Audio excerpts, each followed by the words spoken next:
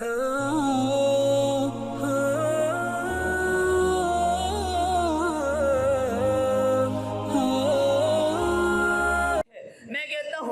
علی المرتضیٰ نے حضرت ابوبکر صدیق رضی اللہ عنہ کے پیچھے نمازیں پڑھی، یہ رضا کی تو دلیل ہے۔ ہاتھ پر بیعت کی، یہ رضامندی کی تو دلیل ہے۔ اور تو اور جب حضرت فاطمہ الزہرا خاتون جنت کا جنازہ ہوا تو حضرت ابوبکر صدیق رضی اللہ عنہ نے حضرت علی کو کہا کہ تمہاری بیوی ہے، جنازہ پڑھیں۔ علی المرتضیٰ رضی اللہ عنہ نے فرمایا نا ابوبکر، میں نے نبی سے سنا ہے جس قوم میں ابوبکر موجود ہو، ابوبکر کی موجودگی میں کوئی مصلی پہ جا نہیں سکتا۔ ایک قول کے مطابق خاتون جنت کا جنازہ ابوبکر صدیق رضی اللہ عنہ نے پڑھایا۔ جو علی ابوبکر صدیق سے اپنی بیوی کا جنازہ پڑھائے، میں کیسے مانوں کہ علی المرتضیٰ اس کی خلافت پر مطمئن نہ تھے؟ حضرت ابوبکر صدیق رضی اللہ عنہ کی خلافت کا زمانہ ہے، جنت کے لاڈلے ہیں، جنت کے شہزادے ہیں، حسن و حسین صحابہ کے چہیتے ہیں، کھیل رہے تھے۔ حضرت ابوبکر صدیق نماز کے بعد باہر نکلے تو حضرت حسین رضی اللہ عنہ کو بلایا، گلے سے لگایا، چوما اور پیار کیا۔ علی المرتضیٰ نے فرمایا آپ نے پہچانا کہ نہیں پہچانا، یہ کون ہے؟ صدیق اکبر رضی اللہ عنہ نے فرمایا میں کیوں نہ پہچانوں، یہ بیٹے تو علی کے ہیں پر چہیتے تو نبی کے ہیں۔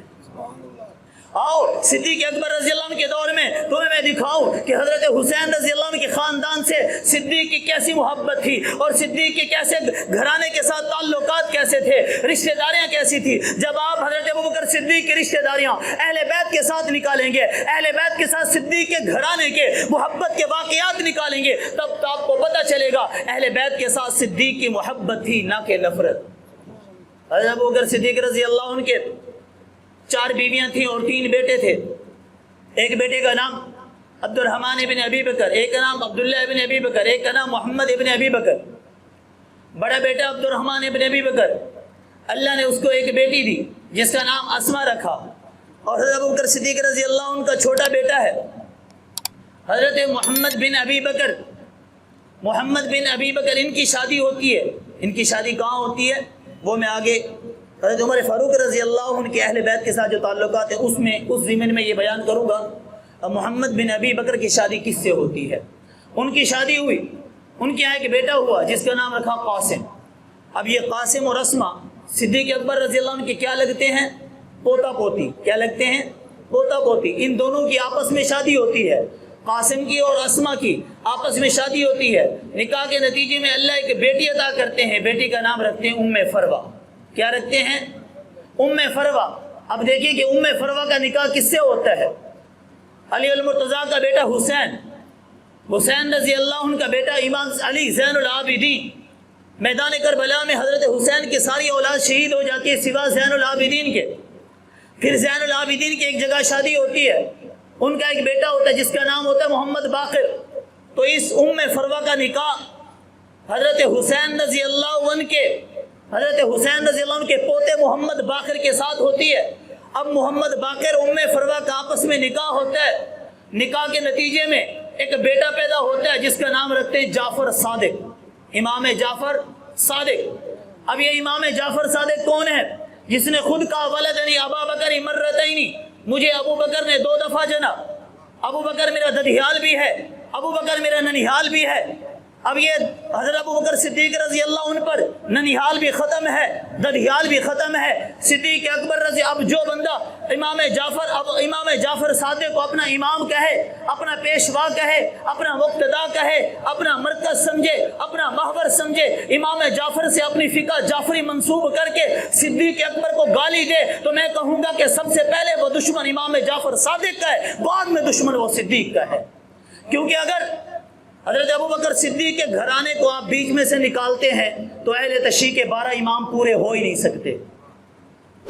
اہل تشیع کے 12 امام پورے ہو نہیں سکتے۔ یہ نہیں کہ اہل تشیع کے امام، ہمارے نزدیک بھی وہ بزرگ ہیں، عظمت والے ہیں، ہم بھی انہیں مانتے ہیں، لیکن ویسا نہیں مانتے جیسے وہ مانتے ہیں، ویسا نہیں مانتے جیسے وہ مانتے ہیں۔ تو اگر صدیق کے گھرانے کو درمیان سے نکالو تو وہ تو اپنے امام بھی پورے نہیں کر سکتے، کیونکہ اماموں کا سلسلہ تو چلا یہیں سے ہے نا۔ محمد باقر ہے، جعفر صادق ہے، موسیٰ کاظم ہے، علی رضا ہے، محمد تقی ہے، علی نقی ہے، پھر حسن ابن عسکری ہے، پھر امام مہدی ہے۔ تو جب صدیق کا گھرانہ بیچ سے نکالو تو 12 امام کیسے پورے ہوتے ہیں؟ تو صدیق اکبر سے یہ گہری رشتہ داری اہل بیت کی۔ اور پھر اس سے ہٹ کر ایک اور بات بتاؤ، حضرت صدیق اکبر رضی اللہ عنہ کی بیوی ہیں جن کا نام ہے اسما بنت امیس رضی اللہ عنہ. حضرت جعفر کی یہ بیوی تھی.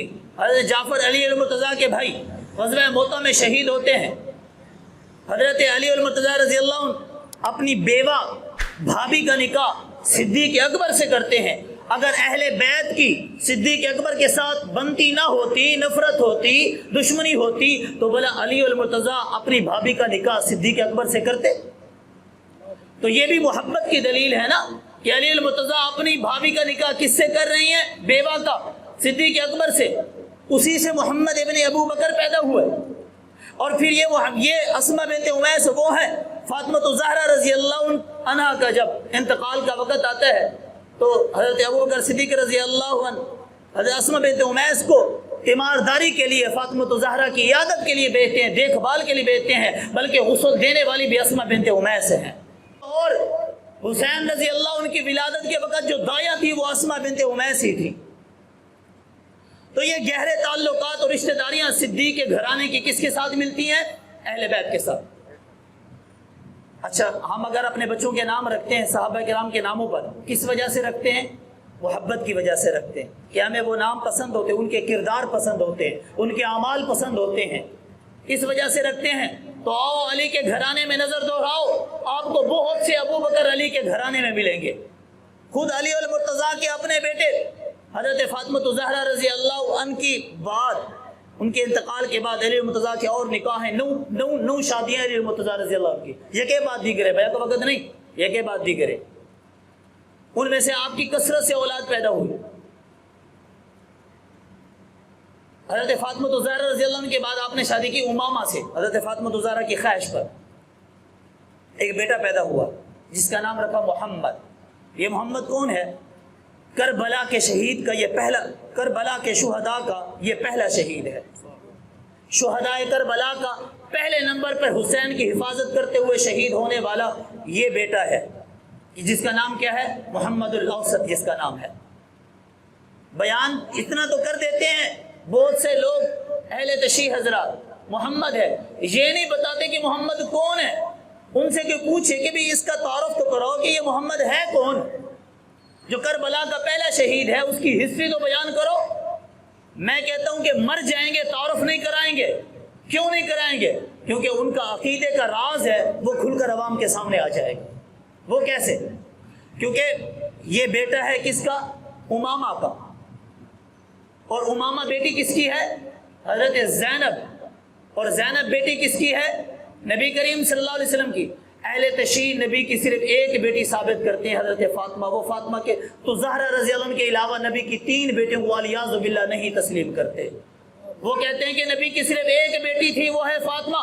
فاطمہ کے علاوہ نبی کی 3 بیٹیوں کو وہ تسلیم نہیں کرتے. علیاذ باللہ الزام لگاتے ہیں کہ خدیجہ الکبریٰ کے پہلے والے شوہر سے وہ 3 بیٹیاں ہیں، نبی سے وہ نہیں ہے. یہ الزام تراشی ہے. وہ کہتے ہیں اگر امامہ کا تعارف ہوتا ہے تو زینب کا تعارف ہوگا، اور اگر زینب کا تعارف ہوگا تو یہ ثابت ہوگا کہ فاطمہ کی بہنیں تھیں، اور جب یہ ثابت ہوگا کہ فاطمہ الزہرا کی بہنیں تھیں تو ان کا عقیدہ کھل کر عوام کے سامنے آ جائے گا کہ او شیعو تم تو کہتے ہو کہ نبی کی ایک بیٹی ہے، یہاں تو نبی کی بھانجی، نبی کی جو ہے نا نواسی امامہ کا نکاح علی المرتضیٰ سے ہو رہا ہے، اور وہ زینب کی بیٹی ہے امامہ جس کا باپ ابو العاص ہے. تو یہ شہداء کربلا کا پہلا شہید ہے محمد. علی المرتضیٰ کی دوسری اولاد ہے. دوسرے نمبر پہ جو بچہ پیدا ہوتا ہے بیویوں سے، آپ اس کا نام رکھتے ہیں ابو بکر صدیق رضی اللہ عنہ کے نام پہ ابو بکر نام رکھتے ہیں، ابو بکر ابن علی.